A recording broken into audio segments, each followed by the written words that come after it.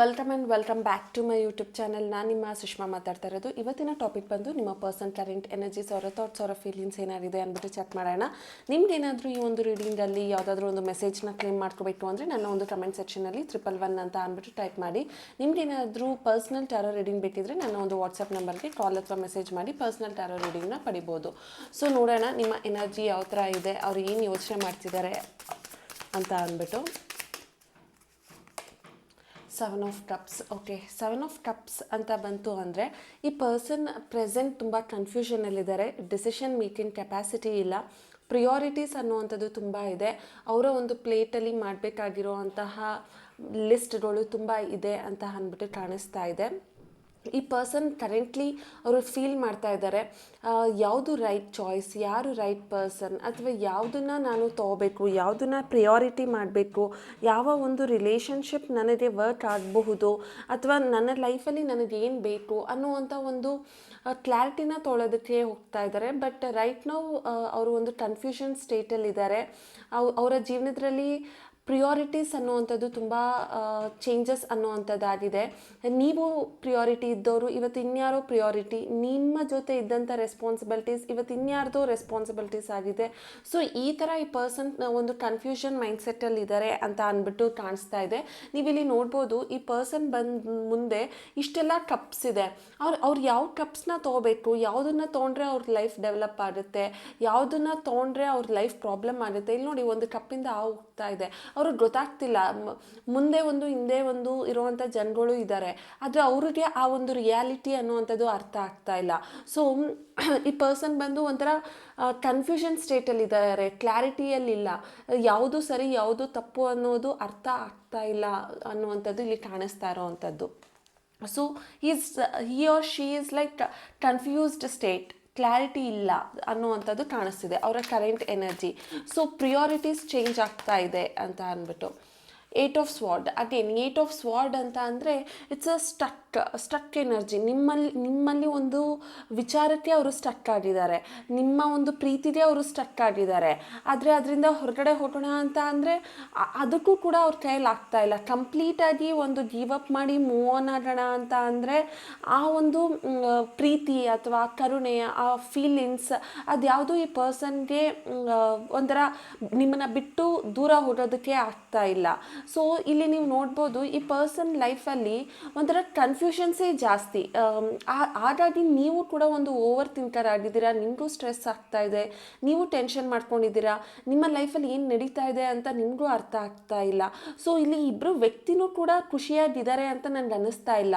ನಿಮ್ಮದೇ ಆದಂಥ ಝೋನಲ್ಲಿ ನೀವು ಬೇಜಾರಲ್ಲಿದ್ದೀರಾ, ಅವ್ರದ್ದೇ ಆದಂಥ ಝೋನಲ್ಲಿ ಅವರು ಬೇಜಾರಾಗಿದ್ದಾರೆ. ಆದರೆ ಅವರು ನಿಮ್ಮ ಒಂದು ವಿಚಾರಕ್ಕೆ ಸ್ಟಕ್ ಆಗಿದ್ದಾರೆ, ಒಂದು ಓವರ್ ಥಿಂಕ್ ಮಾಡ್ತಿದ್ದಾರೆ. ಈಸಿಯಾಗಿ ಮೂವ್ ಆನ್ ಆಗೋಣ ಅಂತ ಅಂದರೆ ಅವ್ರಿಗೆ ಕಷ್ಟ ಆಗ್ತಾ ಇದೆ, ನೀವು ಈಸಿಯಾಗಿ ಮೂವ್ ಆನ್ ಆಗೋಣ ಅಂದರೆ ನಿಮಗೆ ಕಷ್ಟ ಆಗ್ತಾ ಇದೆ. So it's a card of like confusion, stuck, ಮತ್ತು ಓವರ್ ಥಿಂಕಿಂಗ್, ಒಂದು ಸ್ಟ್ರೆಸ್, ಒಂದು ಆ್ಯಂಗ್ಸೈಟಿ, ನಿದ್ದೆ ಬರ್ತಾ ಇಲ್ಲ, ಎಲ್ಲೋ ಒಂದು ಕಡೆ ಅವ್ರಿಗೆ ಪಾಪ ಪ್ರಜ್ಞೆ ಕಾಡ್ತಾ ಇದೆ, ನಾನೇನೋ ತಪ್ಪು ಮಾಡಿದ್ನೇನೋ ಅನ್ನೋ ಅಂಥದ್ದು. ಸೊ ಈ ಥರದ ವಿಚಾರಗಳ ಮಧ್ಯೆ ಈ ಪರ್ಸನ್ ಸಿಲ್ಕಿದ್ದಾರೆ. ಅಂದರೆ ಆ ಪರ್ಸನ್ ನೆಮ್ಮದಿಯಾದಂತೂ ಇಲ್ಲ. ಎಷ್ಟೊಂದು ಜನ ಕೇಳ್ತೀರಾ ಪರ್ಸನಲ್ ರೀಡಿಂಗಿಗೆ ಬಂದಾಗ, ಮ್ಯಾಮ್ ಅವರು ನನ್ನನ್ನು ಬಿಟ್ಬಿಟ್ಟು ತುಂಬ ಚೆನ್ನಾಗಿದ್ದಾರೆ, ಅವ್ರು ನೆಮ್ಮದಿಯಾಗಿದ್ದಾರಾ, ಅವ್ರಿಗೆ ಗಿಲ್ಟಿ ಕಾನ್ಷಿಯಸ್ ಇಲ್ವಾ ಅಂತ. ಡೆಫಿನೆಟ್ಲಿ ಅವ್ರಿಗೆ ಗಿಲ್ಟಿ ಕಾನ್ಷಿಯಸ್ ಇದೆ. ಅವರು ನಿಮ್ಮನ್ನು ಈ ಥರ ಮಾಡಿ ಹೊರಟಿದ್ದು ಅವ್ರಿಗೆ ಬೇಜಾರು ಅನ್ನೋವಂಥದ್ದು ಇದೆ. ಅವ್ರಿಗೆ ಒಂದು ಬೇಜಾರು ನಿಮ್ಮ ಮೇಲೆ ಸದಾ ಇದ್ದೇ ಇರುತ್ತೆ ಅನ್ನುವಂಥದ್ದು ಹೇಳ್ಬೋದು. ಸೊ ಈ ಪರ್ಸನ್ ಬಂದು ನಿಮಗೆ ಕರ್ಕಾಟಕ ರಾಶಿ, ವೃಶ್ಚಿಕ ರಾಶಿ ಮತ್ತು ಮೀನ ರಾಶಿ, ಹಾಗೆ ತುಲಾ ರಾಶಿ, ಕುಂಭರಾಶಿ, ಮಿಥುನ ರಾಶಿ ಆಗಿರುವಂತಹ ಚಾನ್ಸಸ್ ಇರುತ್ತೆ ಅವರ energy. Okay, ace of sword. Again it's a thinking card. ನೀವು ನೋಡ್ಬೋದು, ಸ್ವಾರ್ಡ್ ಅಂತ ಬಂದಾಗಲೆಲ್ಲ ಅವರು ಆಲೋಚನೆ ಮಾಡ್ತಿದ್ದಾರೆ, ಅವರು ಥಿಂಕ್ ಮಾಡ್ತಿದ್ದಾರೆ, ಅವರು ಪ್ರೋಸೆಸ್ಸಲ್ಲಿದ್ದಾರೆ, ಅವರು ನಿಮ್ಮ ಬಗ್ಗೆ ಒಂದು ಕ್ಲಾರಿಟಿ ತೊಗೋಬೇಕು ಅಂತ ಅಂದ್ಕೊಳ್ತಿದ್ದಾರೆ. ಅವರ ಮೈಂಡಲ್ಲಿ ಎಷ್ಟೊಂದು ಕನ್ಫ್ಯೂಷನ್ಸ್, ಎಷ್ಟೊಂದು ಕ್ಯಾಲ್ಕುಲೇಷನ್ಸ್, ಎಷ್ಟೊಂದು ವಿಚಾರಗಳು ನಡೀತಾ ಇದೆ. ನೀವಿಲ್ಲಿ ನೋಡ್ಬೋದು, ಮೈಂಡಲ್ಲೇ ಸ್ಟೆಪ್ಸ್ ಕಾಣಿಸ್ತಾ ಇದೆ. ಇಲ್ಲಿ ಒಂದು ಲೇಡಿ, ಆ ಲೇಡಿ ಮೈಂಡಲ್ಲೇ ಸ್ಟೆಪ್ಸ್ ಕಾಣಿಸ್ತಾ ಇದೆ ನೋಡ್ಬೋದು. ಆ್ಯಂಡ್ ನೀವೇನಾದರೂ ಜೆಂಟ್ಸ್ ಆಗಿ ನೀವು ಇಷ್ಟಪಟ್ಟಿದ್ದಂತಹ ಹುಡುಗಿ ಬಂದು ಈ ಥರ ಮೂಡ್ ಬಟ್ ಹಾಕ್ಕೊಂಡ್ರೆ ನಿಮಗೆ ಈ ಒಂದು ರೀಡಿಂಗ್ ಇನ್ನೂ ರೆಸೊನೇಟ್ ಆಗುತ್ತೆ ಅಂತ ಹೇಳ್ಬೋದು. ಆ್ಯಂಡ್ ಅವ್ರಿಗೆ ಲಾಂಗ್ ನೆಕ್ ಇರುತ್ತೆ ಆಯಿತಾ. ಸೊ ಈ ಪರ್ಸನ್ ಸ್ವಲ್ಪ ಓವರ್ ಥಿಂಕರ್ ಅಂತ ಹೇಳ್ಬೋದು. ನೀವು ಯಾರನ್ನ ಇಷ್ಟಪಟ್ಟಿದ್ದೀರಾ ಆ ಪರ್ಸನ್ ಕಂಪ್ಲೀಟ್ಲಿ ನಿಮ್ಮ ಬಗ್ಗೆನೇ ಯೋಚನೆ ಮಾಡ್ತಿದ್ದಾರೆ. ಒಂದು ಕನ್ಫ್ಯೂಷನ್ಸಲ್ಲಿ ಇದ್ರೂ ಅದನ್ನು ಕ್ಲಾರಿಟಿ ತೊಗೋಬೇಕು ಅಂತ ಅಂದ್ಕೊಳ್ತಿದ್ದಾರೆ.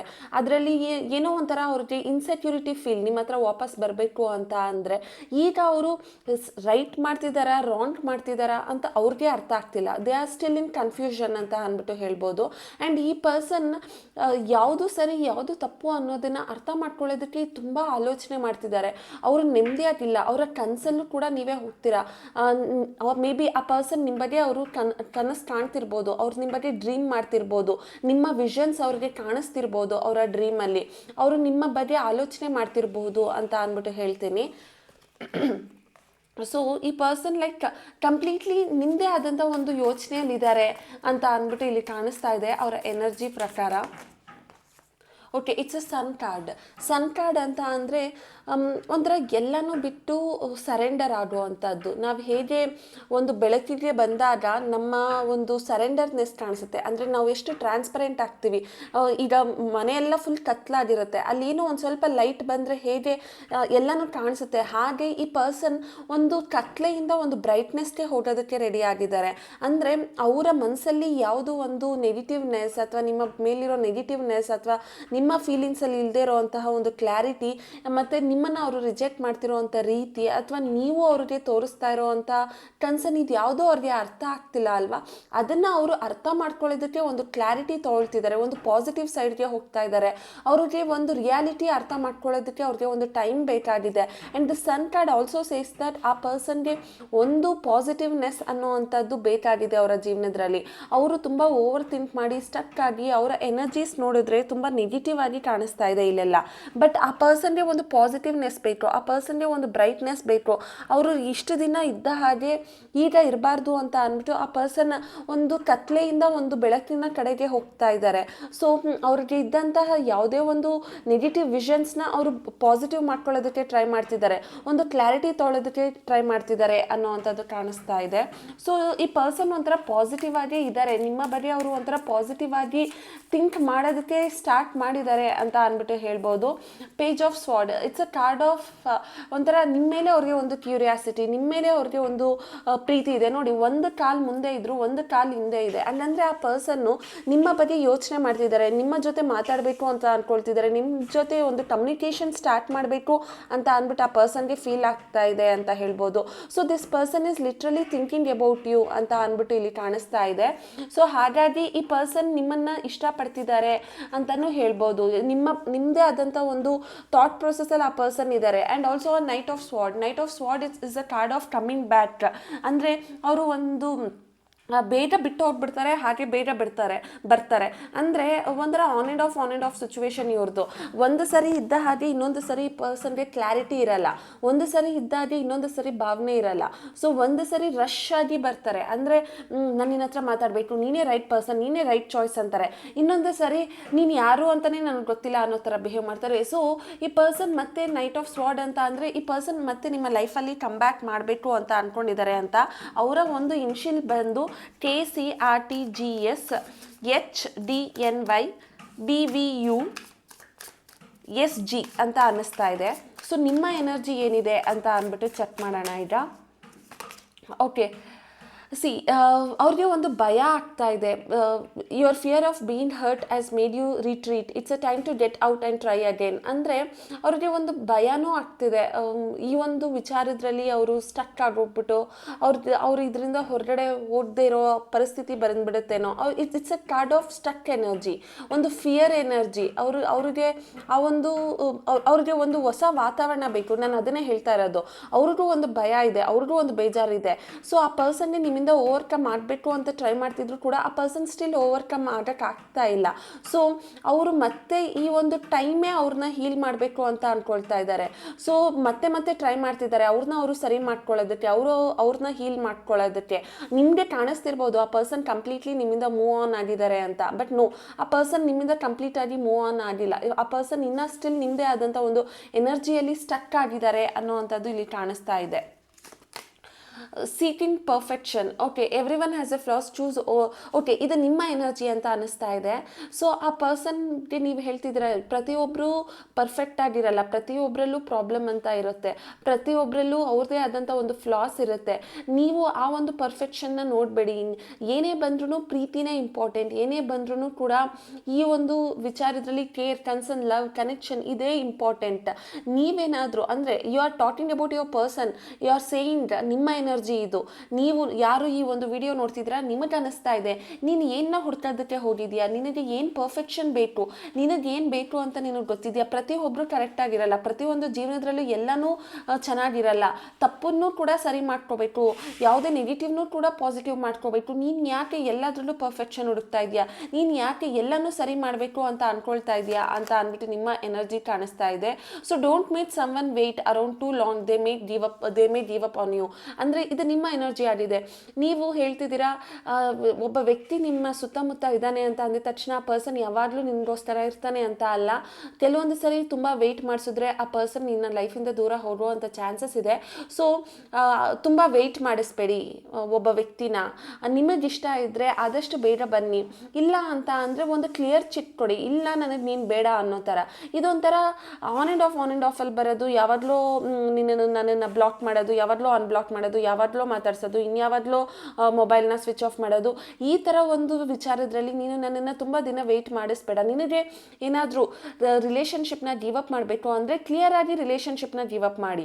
ಅದನ್ನು ಬಿಟ್ಟು ಬರೋದು ಹೋಗೋದು, ಆನ್ ಆ್ಯಂಡ್ ಆಫಲ್ಲಿ ಬರೋದಾದರೆ ಯಾರು ನಿಮಗೋಸ್ಕರ ವೆಯ್ಟ್ ಮಾಡೋ ಪರಿಸ್ಥಿತಿಯಲ್ಲಿ ಇರಲ್ಲ. ಅವ್ರದ್ದೇ ಆದಂಥ ಕಷ್ಟದ್ರಲ್ಲಿ ಅವರು ಇರ್ತಾರೆ, ಅವರು ಮೂವ್ ಆನ್ ಆಗೋ ಒಂದು ಪರಿಸ್ಥಿತಿ ಬರುತ್ತೆ ಅಂತ ಅಂದ್ಬಿಟ್ಟು ನೀವು ಹೇಳ್ತಿದ್ದೀರಾ ಅಂತ ಅನ್ನಿಸ್ತಾ ಇದೆ. And any kind of abuse is not okay. You deserve someone who treats you well. Okay, ಇದು ಕೂಡ ಒಂಥರ ನಿಮಗೆ ಅಬ್ಯೂಸ್. ನಿಮ್ಮನ್ನು ಚೆನ್ನಾಗಿ ನೋಡ್ಕೊಳ್ಳೋ ಅಂಥ ವ್ಯಕ್ತಿ ನಿಮಗೆ ಸಿಗ್ತಾರೆ, ಬಟ್ ನೀವು ಆಲ್ರೆಡಿ ಒಂದು ಸ್ಟಕ್ ಆಡೋಗಿದ್ದೀರಾ. ನಿಮಗೆ ಅನ್ನಿಸ್ತಾ ಇದೆ ಈ ಪರ್ಸನ್ ಈ ಥರ ನಿಮ್ಮನ್ನ ಆನ್ ಆ್ಯಂಡ್ ಆಫ್ ರಿಲೇಷನ್ಶಿಪ್ಪಲ್ಲಿ ಬಂದು ಹೋಗೋದು ಮಾಡ್ತಿರೋದು ನಿಮಗೆ ಮೆಂಟಲಿ ಟಾರ್ಚರ್ ಆಗ್ತಿದೆ, ನಿಮ್ಮನ್ನು ಅಬ್ಯೂಸ್ ಮಾಡ್ದಂಗೆ ಫೀಲ್ ಆಗ್ತಾ ಇದೆ. ಒಂದು ಕ್ಲಾರಿಟಿ ಇಲ್ಲದೆ ಇರೋದು ನಿಮ್ಮ ರಿಲೇಷನ್ಶಿಪ್ಪಲ್ಲಿ ನಿಮಗೆ ಅನ್ನಿಸ್ತಾ ಇದೆ you might deserve someone better. ಈ ವ್ಯಕ್ತಿಗಿಂತ ನಿಮ್ಮ ಲೈಫಲ್ಲಿ ಇನ್ನೊಬ್ಬರು ಯಾರು ಡಿಸರ್ವ್ ಆಗ್ತಾರೆ.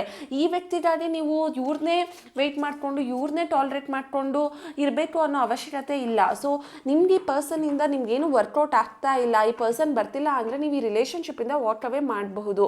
ಆ್ಯಂಡ್ ಈ ಪರ್ಸನ್ ನಿಮ್ಮನ್ನು ಏನಾದರೂ ಮೆಂಟಲಿ ಟಾರ್ಚರಿಂಗ್ ಅನ್ನೋ ಥರ ಫೀಲ್ ಆಗ್ತಿದ್ರೆ, ಅಂದರೆ ಈ ಪರ್ಸನ್ ಬರೋದು ಹೋಗೋದು ಅಥವಾ ಬರದೇ ಇರೋದು ಅಥವಾ ನೀವು ಡಿಸ್ಟರ್ಬ್ ಆಗ್ತಾ ಇದ್ರೆ, ನೀವು ಇದನ್ನು ಟಾಲರೇಟ್ ಮಾಡಬೇಕು ಅಂತ ಇಲ್ಲ, ಇದನ್ನು ವೆಯ್ಟ್ ಮಾಡಬೇಕು ಇವ್ರಿಗೋಸ್ಕರ ಅಂತ ಇಲ್ಲ. ನಿಮ್ಮ ಲೈಫ್ನ ನೀವು ಕೂಡ ಮೂವ್ ಆನ್ ಆಗಬಹುದು ಅಂತ ಹೇಳ್ತಾ ಇದ್ದೀನಿ.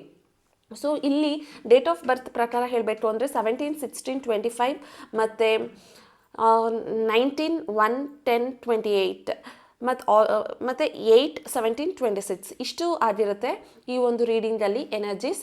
ಸೊ ನಿಮಗೇನಾದರೂ ಈ ಒಂದು ರೀಡಿಂಗ್ ಇಷ್ಟ ಆಗಿದ್ದರೆ ನೀವು ನನ್ನ ಒಂದು ಕಮೆಂಟ್ ಸೆಕ್ಷನಲ್ಲಿ ಕಮೆಂಟ್ ಮಾಡ್ಬೋದು. ಆ್ಯಂಡ್ ಆಲ್ಸೋ ಇದು ಜನರಲ್ ರೀಡಿಂಗ್, ಕಲೆಕ್ಟಿವ್ ರೀಡಿಂಗ್, ಎಲ್ಲನೂ ಇದು ರೆಸೊನೇಟ್ ಆಗಬೇಕು ಅಂತಲೂ ಇಲ್ಲ. ಕೆಲವೊಂದು ರೆಸೊನೇಟ್ ಆಗ್ಬೋದು, ಕೆಲವೊಂದು ರೆಸೊನೇಟ್ ಆಗದೇನೂ ಇರ್ಬೋದು. ನಿಮಗೆ ರೆಸೊನೇಟ್ ಆಗಿದ್ದರೆ ನೀವು ಅದನ್ನು ತೊಗೊಳ್ಳಿ, ರೆಸೊನೇಟ್ ಆಗಿಲ್ಲ ಅಂದರೆ ಬಿಡಿ. Okay, thank you.